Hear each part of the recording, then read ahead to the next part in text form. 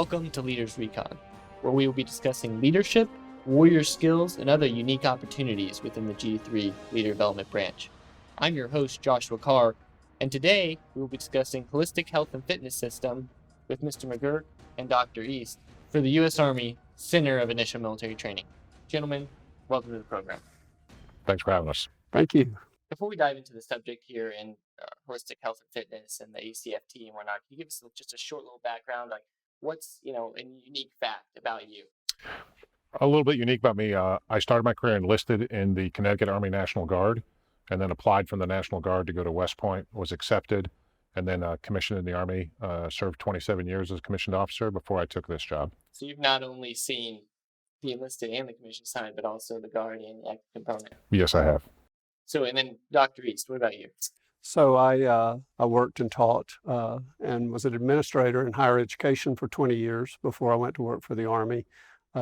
Started working for the Army as a faculty member at West Point for 15 years before I moved on to the baseline soldier physical readiness study, which was conducted out of IMT, and have been here since 2016. So how did you end up getting, what drew you to this project here? So my background is in test construction, especially for large sample mass testing. So designed the candidate fitness assessment at West Point and have been on the work groups to design other nationally normed tests. So when the baseline soldier test came up, it drew me down here to work on that test. So before we dive into the elements of the ACFT and holistic health and fitness, the Army writ large, fundamentally has changed a lot of its approach to physical fitness with this new program. Can you give us the driving force of what that is and what the new meaning of this approach to fitness is?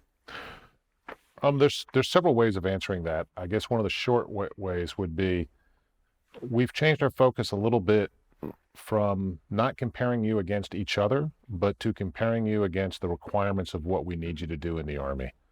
And that's a bit of a change for us. So it's no longer a test that's based on normative values of a population, like the average number of push-ups somebody can do or the average number of sit-ups somebody can do, but a test that's more based on, do you have the ability to do the jobs that we need you to do in the Army, which we based off the warrior task and battle drills. Do you have anything to add? So we've been focused on training that was on a level that actually doesn't necessarily prepare a soldier to be able to accomplish those high demand tasks. So from a training perspective, we've been following a model that's evolved over the last century of group exercises using, body weight types of exercises. And what we know is it's insufficient from an intensity standpoint to be able to help soldiers develop the strength, power, and endurance that they need to develop to execute those high demand tasks. So I think that's a major part of what we've seen in the change, especially with holistic health and fitness. H2F has been built to target a specific need, within the U.S. Army. Before we get into the nuts and bolts of that program itself, can we discuss what that need is and what it addresses specifically? So holistic health and fitness is a system. Mm-hmm. And when you look at it, there's obviously, you could look at parts of the system, but it's really helpful to look at a system as a whole. Okay. And so looking at the system as a whole, think about any other program you have in the military, such as maintenance is the most common one we use. In maintenance, there's a specific manual for how to maintain a vehicle, and there's things that you do at the individual level, and then the next level up, and the next level up. So operator level, 20 level, mechanic level, depot level, all the different things that have to be done to maintain a system. And how you do, daily checks, quarterly checks, annual checks. Well, the holistic health and fitness system establishes some of those type things for the human being as well. So, what do we have to do to make the whole person better, not just looking at physical fitness, not just looking at mental fitness, but looking at all those things combined, nutrition, sleep, wellness, all together as a system instead of individually. That's a really unique perspective there. I think it's important that I think we've all acknowledged, how you optimize performance. I mean, there has to be a training aspect to it, but there are many more aspects to that relative to, optimizing performance, such as nutrition, sleep, recovery, cognitive dominance, all those components to it. We haven't really focused on those from a kind of a comprehensive and holistic perspective. We've had these disparate programs that are generally outside of a soldier's, AO or chain of command. And so what we're trying to do is bring all those together in a central location. So number one, on a day-to-day basis, soldiers have access to those benefits or those individuals to help them, but also to provide that comprehensive nature that we need in the holistic health and fitness system. So can you tell us a little bit about that holistic health and fitness system, the H2F? Can you talk about the science behind that a little bit? So as you look at training, we understand that there are a couple of key components. We have to have proper regularity, we have to have proper progression, but we also have to have proper recovery, which we don't necessarily do that well either, any of us for that matter. But that's all managed or magnified or kind of controlled with our sleep and our nutrition and the other aspects of our lifestyle that we need to manage to optimize that performance. So basically what we have is an opportunity to bring these together. And also important in this is the kind of the forward care nature of it, having care closer to the point of injury for a soldier so that we can actually capture those nagging little injuries that all of us have from time to time and prevent those from becoming major injuries, and to kind of keep soldiers together with their units while they're rehabilitating or reconditioning those injuries. So I know you said your background was in research. Were you focused more on the research and development piece of that? Or different aspects of it, because the challenge of standing up a whole new system is you've got to design everything, and you can't do it yourself. So the most important thing is to figure out how to build the team together that can contribute to it. And so the most important person I probably hired was Dr. East. And then Dr. East, then what was your role? Or is your role, I guess I should say. So we put together the nexus of this process was the baseline soldier physical readiness requirement study.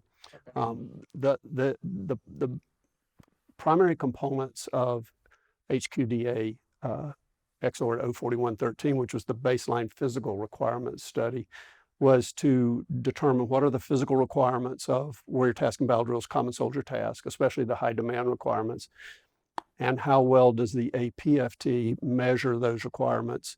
And if it doesn't do a good enough job to measure those requirements, what would we substitute for that? And so there were two principal investigators, Major Dave DeGroot out of U.S. Army Center for Public Health, and also myself here at CIMT. And we actually ran the baseline study, which lasted about 2 years, and the results of that was a recommendation to change to the Army Combat Fitness Test. Oh, wow. So there's quite a bit that goes into that then. So the reality is we've actually been working this issue for the test standpoint since 2010. And there was an effort from 2010 to 2013, which ultimately was not successful. And we started again in 2013, hence 04113, to start this process over again. I know it's exciting to see it all come to fruition now, because I feel like since my very first day in the military, they've been talking about the new PT tests, and here we have it. You've been able to team up with a number of kind of exciting organizations as you've developed, holistic health and fitness, H2F, and the ACFT. Can you tell us a little bit about that? So the first thing that we probably thought of very early on is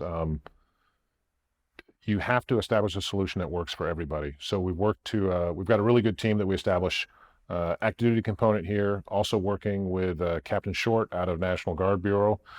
We have a National Guard liaison team here. We have a USAR liaison team here, and with Lieutenant Colonel Cindy Gold out of USAR.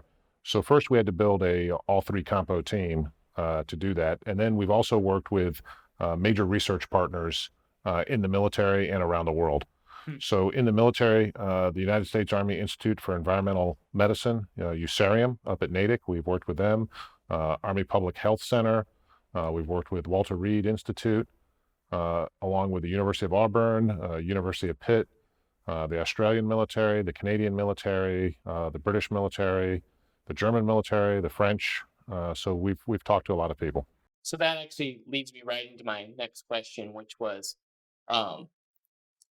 even though the United States is the world's premier fighting force, I know you worked with several other militaries throughout the globe. Which organization stood out to you, and did we take anything from that as we went through developing this process? So I'd say the Commonwealth model, Okay. and the Commonwealth model being the Commonwealth nation. So the British, Australian, Canadian model is probably the one that's resonated the most with us, I would say. And they have an MOS, or a duty, that is a physical training instructor, a PTI, as they call it.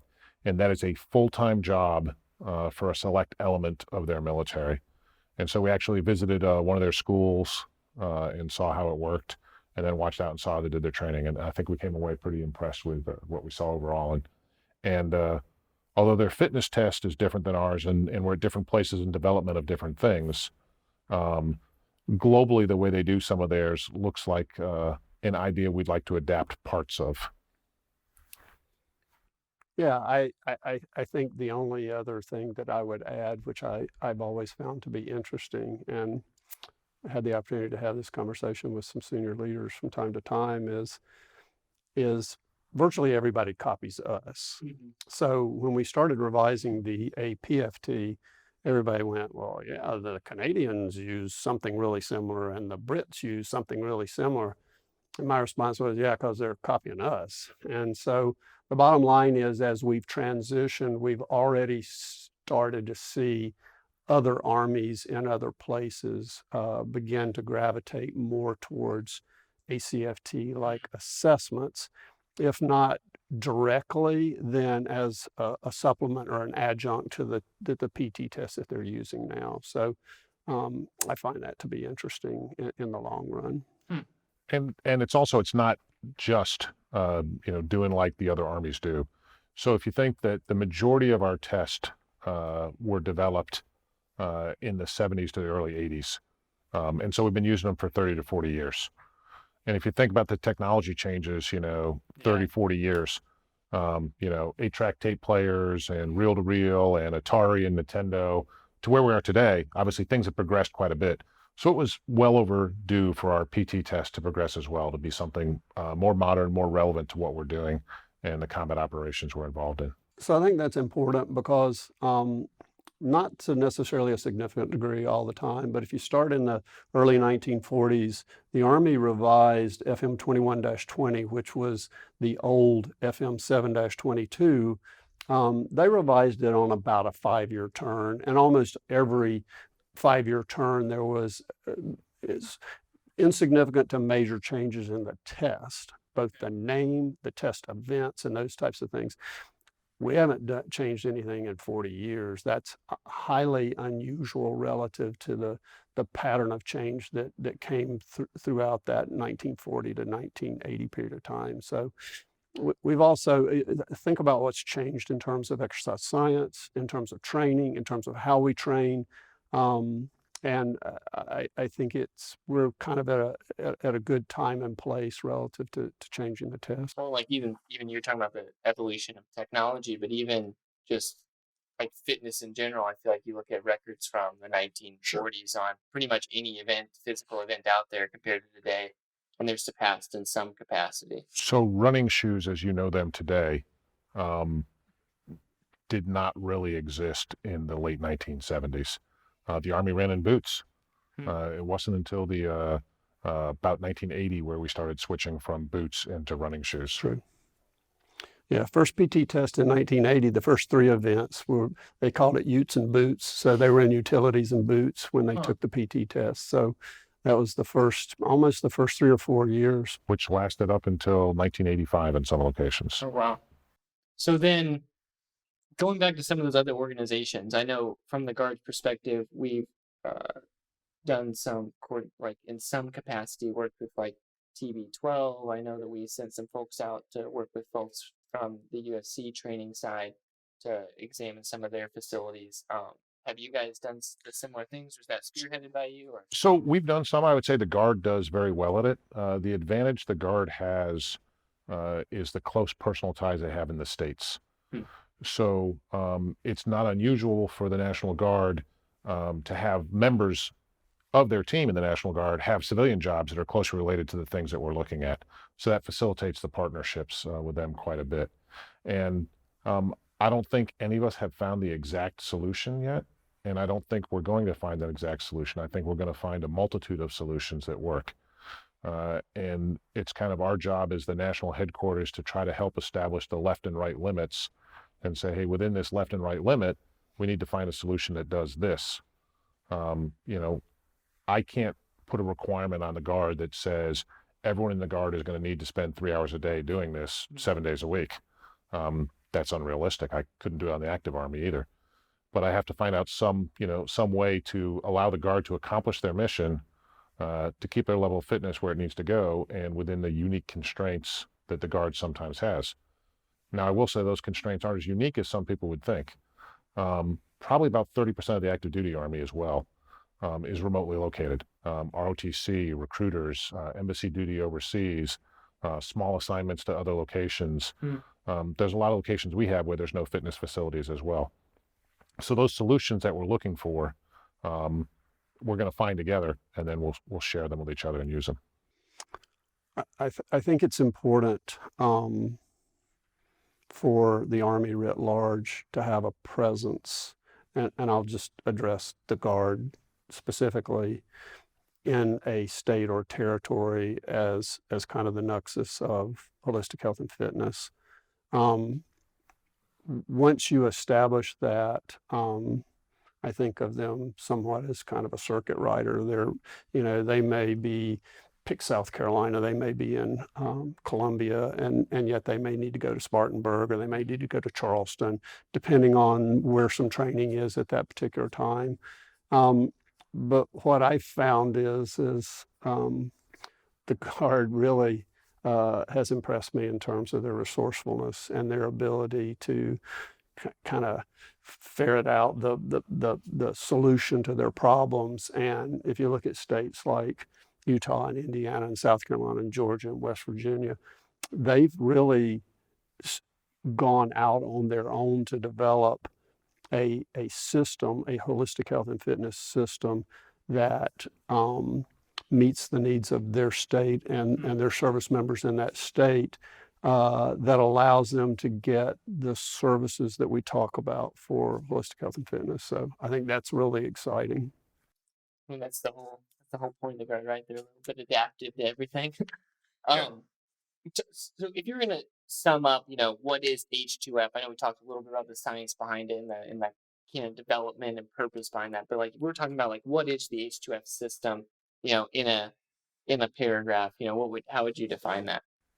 So I guess what I would say is it's the first time we've looked at the human being as a complete system and gone after whatever we want to call it, the repair, maintenance, upkeep, condition of the entire system as a whole. So from head to toe, most of our stuff in the military focuses on the skin out. It's the uniform you wear, it's the weapon you have, it's the vehicle you drive. This is the first time we've gone skin in. So what's really important is how their mental process is going. How are they thinking? How are they feeling? What are they eating? How are they sleeping? How physically fit are they? If they're eating the right things, are they eating enough of it at the right times?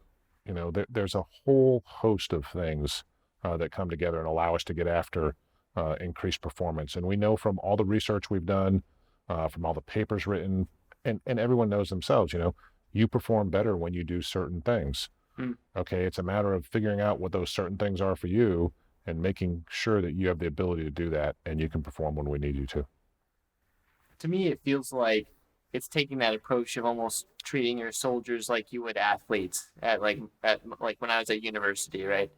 I felt like the programs and some of the efforts focused on athletes like health and diet and readiness as all in preparation for competition is somewhat of the approach that we're taking for soldiers. Yes and no. Okay.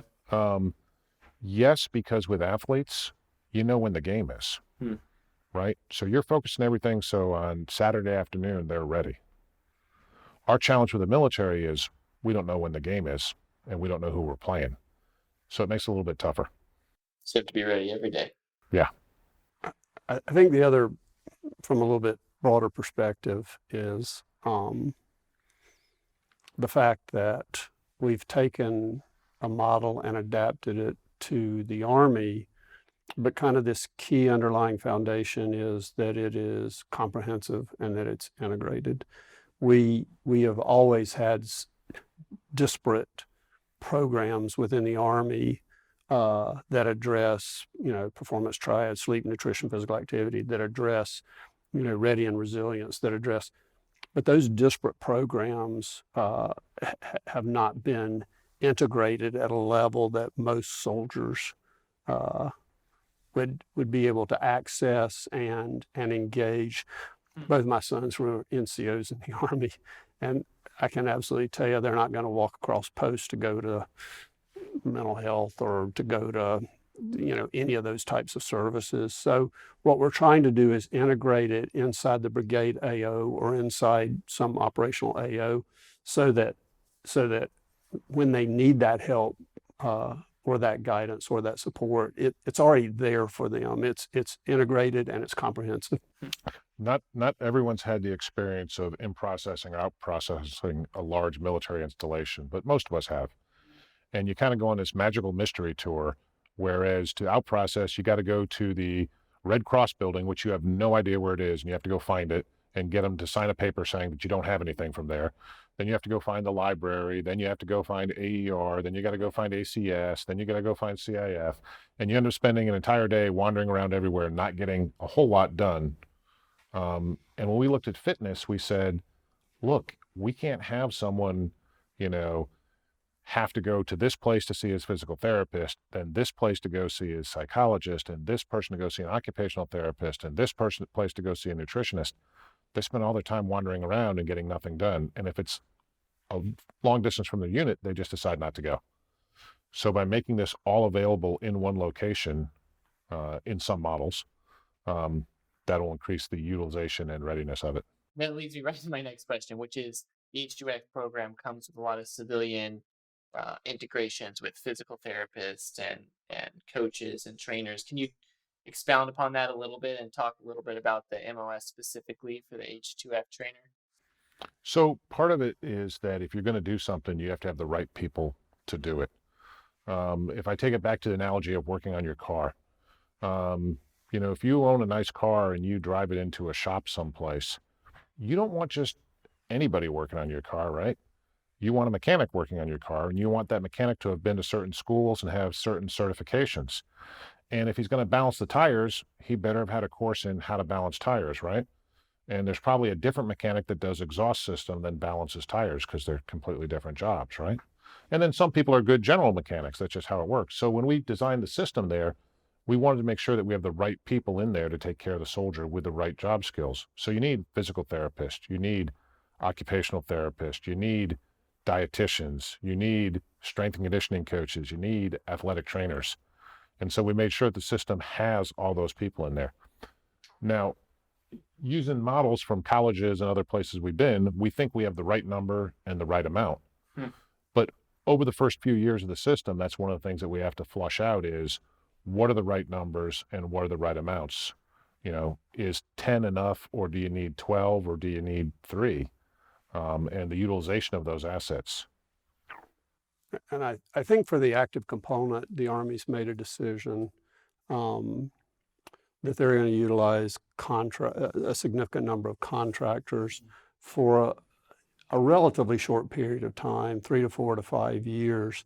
And we're going to start growing our own in terms of the military occupational specialty, so that at the very least we can supplement, if not replace, the strength and conditioning folks at the unit level. And so we'll always see some of the strength and conditioning individuals who are at the higher end of the performance spectrum staying in the units to help with the young soldiers that process through this military occupational specialty. But ultimately, we want to see that transition for a couple of reasons. One of which is a little bit of finance, but the second reason is we want that individual to be able to deploy with their unit, so that when I'm downrange, I can adapt my training program to the environment that I'm in there, but I can also then serve in significantly other ways, while we're deployed. So that's an important part of the H2S system also. Well, and so in talking about that H2F system, like you were saying, Mr. McGurk, the whole piece of that puzzle, and going to kind of a conversation we were having before we started filming, what's does the H2F system help address some of the issues we've seen in the military today, such as suicide, where we have these 22 a day instances, and how does that support that system, or how does that support that issue that the military is facing? Yeah, so when we developed the H2F system, we certainly thought about the other ways it would help the Army, because there's a number of other problems: suicide, drug use, alcoholism, different behaviors that are unacceptable, and all the research shows us behind us that all of those things can generally be improved through a regular program and through support programs. And so one of the things that this does offer is another touch point, a better opportunity to access these soldiers, talk with these soldiers in a much less threatening, less intimidating environment, and with easier access to some of the professionals.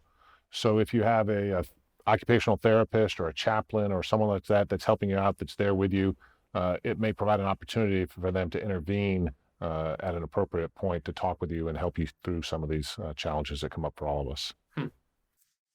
Speaking of resources available to soldiers within the H2F system, kind of this revolutionary approach, what are some of those specific resources that are available to soldiers, and how will soldiers be able to access those when the program is fully implemented? So the first thing is the new doctrine. So FM 722 is out. You can find it online. You can download it. It is the first time that a lot of these things that we've talked about has actually been codified and written in one place and has a doctrinal basis behind it. We all knew sleep was important, right? But sleep wasn't in doctrine. We all knew some of these other things were important, but they weren't in doctrine. Now they are, so commanders can put them on the training schedule, help get after them and everything else. In addition to that, there's 2 guides that came out. There's a testing guide and a training guide. And we spent a lot of money, and thousands of videos are actually behind it now. So when you want to do something or an exercise, in the manual, there'll be a hot link that you can click on in the manual, in the online version, and it'll take you to a video and see that. So that's kind of a pretty amazing That's pretty cool thing to have for a start. Yeah, I think that will help inform, especially circumstances where individuals aren't coalesced around an installation or a camper post, so they can use and click into that. You could almost work it into an app environment so that they could see what right looks like for those exercises, and kind of distribute that at the lower levels. So and because we're the government, everything we've created is public license. So I think what you're going to see is a lot of people developing apps off our work, because they can use all our videos, of course, if they choose to, because they're free. So then, kind of talking about that in the app development and some of the third-party systems, obviously with the Guard, we're going to see a very different approach with H2F than you can in the active component, where we only see soldiers, 1 week in a month and a couple weeks a year for annual training. From your work with the Guard liaison folks and whatnot, how is the Guard getting after H2F, and what do you think that's going to look like as compared to the active component?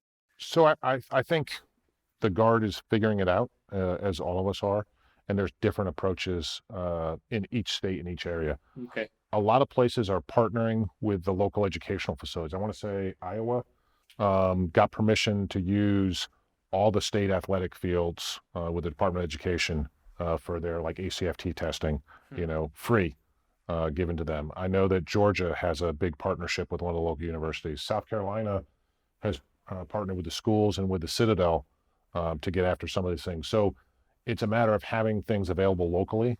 We're also all looking at developing more national level partnerships.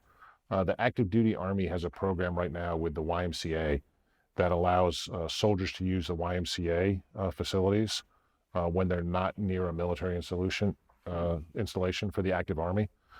We'd like to explore expanding that or a program like that for the Guard and Reserve as well. And in particular, Georgians, as I mentioned earlier, there's several states that are leaning forward really actively. And, you look at Georgia and South Carolina in particular, you've probably heard of silver sneakers. I think Michael uses the term, brown boots or muddy boots program, so that you actually have an organization that is providing access to soldiers at a nominal, reduced, or no cost that allows them to work out in their, where they live and work, ostensibly for free. And that's the type of bedrock environment we need to put, Guard and Reserve soldiers into, and then we need to give them either direct access to other professionals who can help with the nutrition and the sleep and those types of things. Yeah, that's what I was kind of curious about, just because, from the Guardsman's perspective, right, we have like 50% of the combat power, but like so far reduced touch points with soldiers, since a lot of them, it's their secondary job, So you think of, all the bad things that happened in 2020. There's some good things.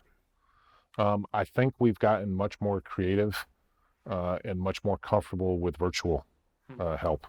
If you had asked me a year and a half ago, hey, can you coordinate, this topic across, all three components with 20 staff sections without ever being in the same room? You'd be like, no, we need to sit down and hammer this out.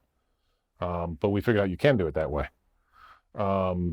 So one of the things that we're going to look at doing is you could schedule things with a lot of these systems. You could say, hey, Monday night is dietitian night, and every Monday night there's a Zoom call in South Carolina with a dietitian online, and you can Zoom into the meeting and ask questions, get answers to things, or they can present something to the whole group. And your participation is voluntary. It really won't cost, it doesn't cost a lot of money for anybody to set up something like that now. And people are much more used to doing those types of things now. So I think we'll see things along those lines happen. I mean, you still need personal contact, but there are some substitutes sometimes when that's not available. And we've actually seen, I think it was West Virginia, it may have been Virginia, where they piloted an app that identified soldiers in their AO, where they live and work. And basically what they found out was, I'm going to go out for a run today. And so they, hit their app button and said, I'm getting ready to go for a run. And 3 or 4 other people said, hey, I need to go for a run too. So I'll meet you at the park and we'll go for a run together. And so I think we're going to see that these platforms out there are going to be great extenders, especially for soldiers that are disparately located. So shifting gears to talk about the ACFT. The fitness test, works in conjunction with the H2F program, a system, focused on soldier lethality and performance. Are these two systems related and integrated? And if so, how does the ACFT complement the H2F system as a whole? So Holistic Health and Fitness System, Army Combat Fitness Test Program. So the Army Combat Fitness Test is one of the measurement tools if your H2F program or system is working. Okay. So it would be the physical component of the H2F system is best measured, we believe, by the Army Combat Fitness Test.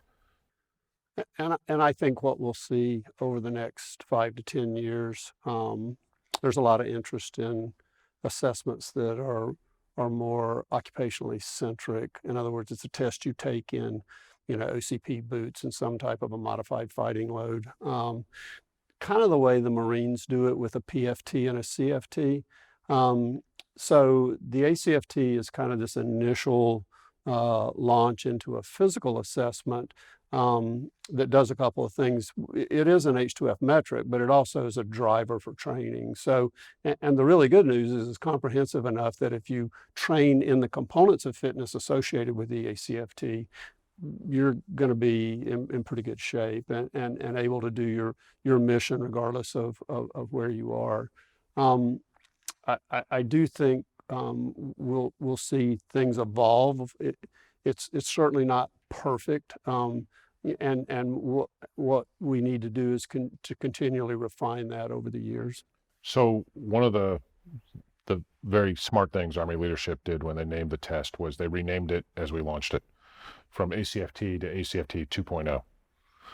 And it may sound like something really simple, but if you look at the APFT, it actually went through 5 or 6 different iterations, but you don't know when they happened or what the changes were. Yeah.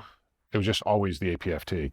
So now we'll have ACFT 2.0, and much like your operating system on your phone evolves to, 8.0, 9.0, 9.1.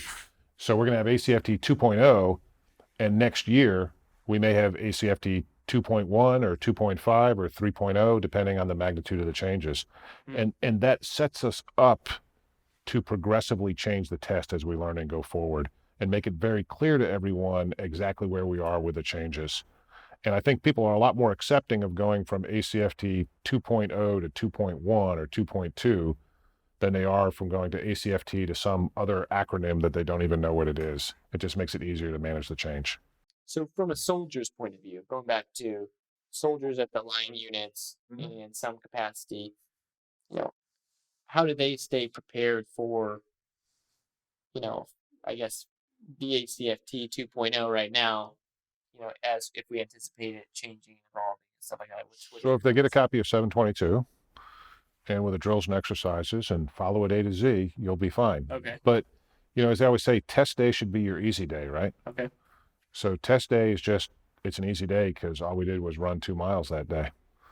So if soldiers are in a regular fitness program that has the tenets that we talk about in H2F, that's progressive, that goes after the different components of fitness, that goes after the different muscles in the body, which goes after what they need to do to get in shape, I think they'll be fine. The thing that I really like about the ACFT is when you take the 6 events, the areas you need to practice on become very evident because they're the ones that you didn't score very well on. And they're very distinct areas in most cases.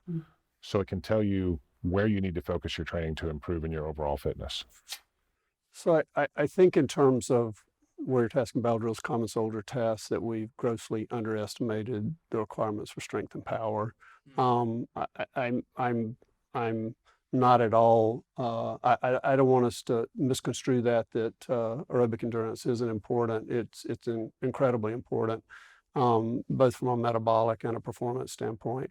But we've never addressed the strength and power. And if you go back and look at the technical report for the baseline study, what you'll see is the first 3-4 events were strength and power events. They were sled push, sled drag, power throw, deadlift, and then 2-mile run. And kind of leg tuck fits in there along the way. But it's really important that, and a lot of that training, while true, I can do it easier in a gym somewhere that's fully, can accommodate all the training needs I have.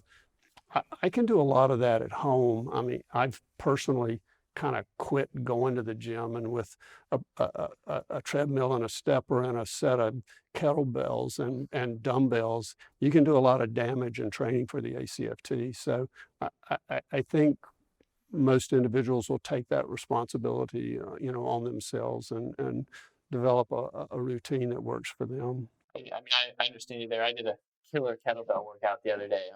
Felt dead for the next 2 days. Yeah, I think one of the best quotes we had was very early in the process when we asked people about their fitness. And a quote came back from a young captain in the reserves that was deployed. And he said, "Hey, look, I'm one of those guys that could get a 300 on the old PT test pretty much any day. I could just roll out of bed, go take the test and get a 300. But when I was deployed, we were in a mountain environment and I was wearing body armor, and I came to a 6-foot wall and I had to get up and over that wall. And I realized I didn't have the strength and the muscles I needed to do that kind of combat motion. And the test had kind of failed me when I needed it the most." And I think what they really like about the new test is the types of things that you're learning to do and the motions you're learning are ones that could conceivably save your life someday. And that level of fitness is important for all soldiers, because as we've evolved over 40 years of combat, or 40 years since the last test, about 20 years in combat here, we now pretty much all realize now that the when and the how and what's going to happen in combat is very unpredictable for us now. And so it's important for everybody to be in shape and be ready. So you talked about the ACFT being, the physical component of the H2F system, measuring that. What are some other ways that you would say that you measure the H2F system? So the height weight program. Okay. So we're hoping to see some changes in that, and we're looking at some of the biologic changes that occur with increased fitness and stuff. But we would hope as soldiers learn how to eat better, we would see declining rates in enrollment in Army Body Composition Program, right? They would get healthier, less fat, better diets.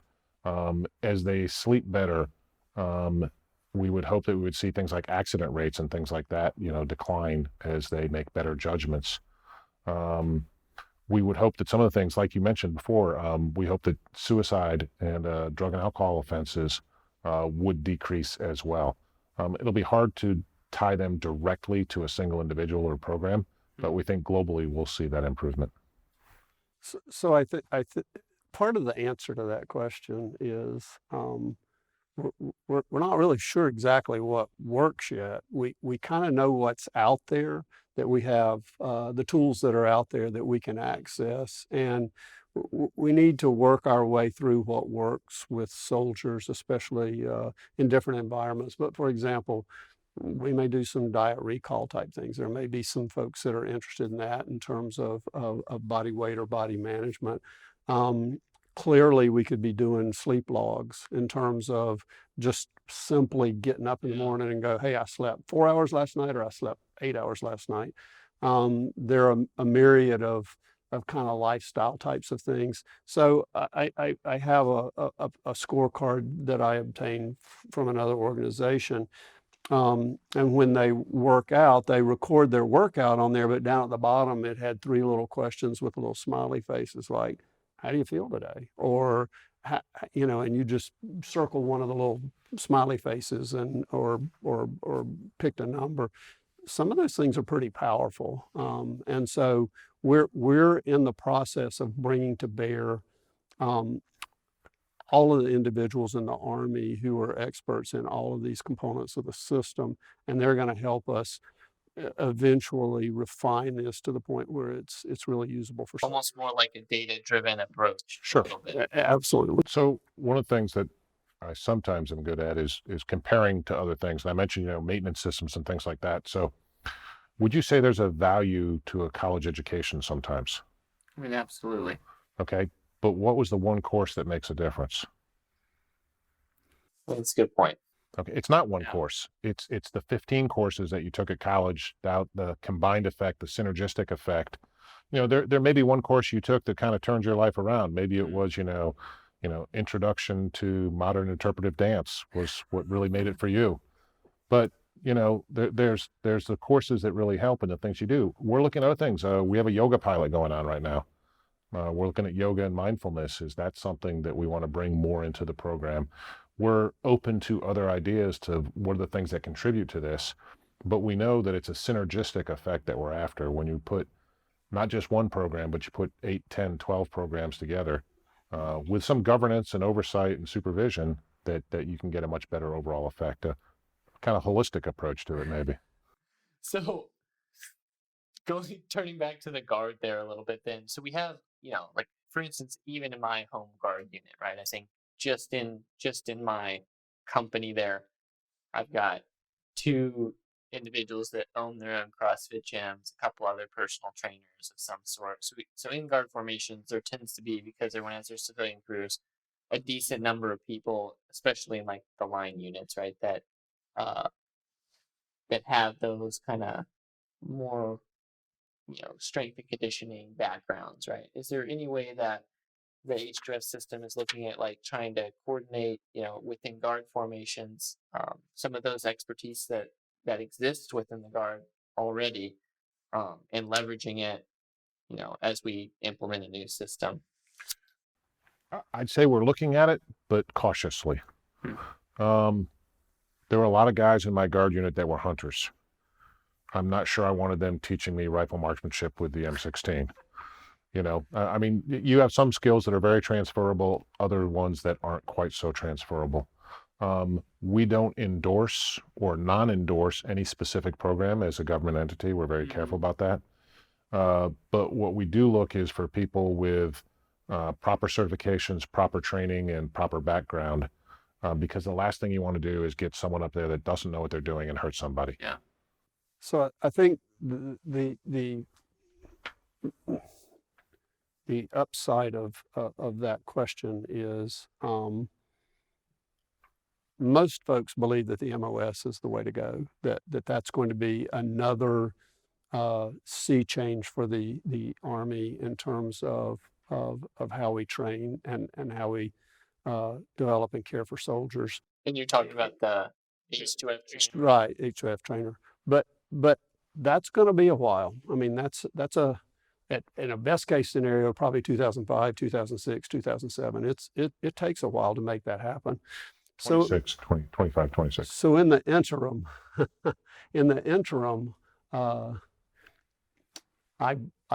what we are planning right now is to look at expanding and developing a little bit more comprehensive program in the master fitness trainer type of scenario. So the individuals that you're talking about are individuals who hopefully, and I know this is hard for Compo 2 and 3, to be able to go to a school for 4 to 6 to 8 weeks to get and to leverage their existing knowledge, skills, and abilities to round that out at the school, get the certification there, and perhaps another certification from some other organization, so that they can go back and be that point person for their unit. So we're hopeful to see that change evolve as the Master Fitness Trainer certification will really never go away. We will always need those individuals, because even in a best case scenario, we're probably only talking about, one MOS per company. And so we're going to need those individuals down at the platoon level to help leverage that MOS. So the way I like to look at the MOS going forward is if you think along the lines of medics. So we have medics, right? Mm-hmm. And then we have combat lifesavers in the units that are multipliers for the medics. Mm-hmm. So what we think is going to happen in the future is the H2F person that's school trained will kind of be like the medic. And then he'll have master fitness trainers that will be the extenders for him. Mm-hmm. So people in the unit will go to the master fitness course, and be it a 4-week course or a 6-week course or an 8-week course. That won't award them the MOS. That'll make them assistant instructors for the MOS that we have. And we're not 100% positive on the MOS now, but we think we want to manage it somewhat similar to the way we do recruiting, in that you would come into the Army and you'd be in another MOS for 4 or 5 years, or some period of time. And then probably as a junior NCO, E5 sergeant, you would transition into the H2F MOS. You do a tour in that MOS, utilization tour. And at the end of that utilization tour, we'd like there to be a dual decision where you decide you want to stay in that field or go back to your original MOS, and we decide we want to keep you in that field, which is what we do with recruiters right now. And we're working hard on career progression. We're working hard on, it's basically trying to provide soldiers that want to stay in that for some period of time, an avenue to progress throughout their career. The other thing that's really important about that is relative to the future soldier. I mean, you guys live that every day, but if I'm an active component and I'm trying to get out and now I'm trying to be employed, if I'm in this MOS and I have these certifications and I have this actual hands-on experience, I'm going to be incredibly marketable when I go out onto the open net. For sure. That's a big thing right now. So Mr. McGurk, Dr. East, thank you so much for spending some time and sharing some of your wisdom and thoughts with us. Hey, thanks. It's been our pleasure to be here. And I just want you to know we really appreciate the partnership that we've had from the Guard from day one. Same for me. Thank you. Thank you, gentlemen.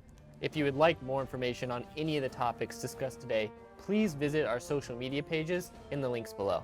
Tune in to Leaders Recon over the next few weeks as we bring in today's leaders and pioneers to discuss their experiences, share their wisdom, and help you grow as a leader in today's Army National Guard. If you like this episode of Leaders Recon, please subscribe below and leave us a 5-star review. You can find us wherever you listen to your favorite podcast. See you next time.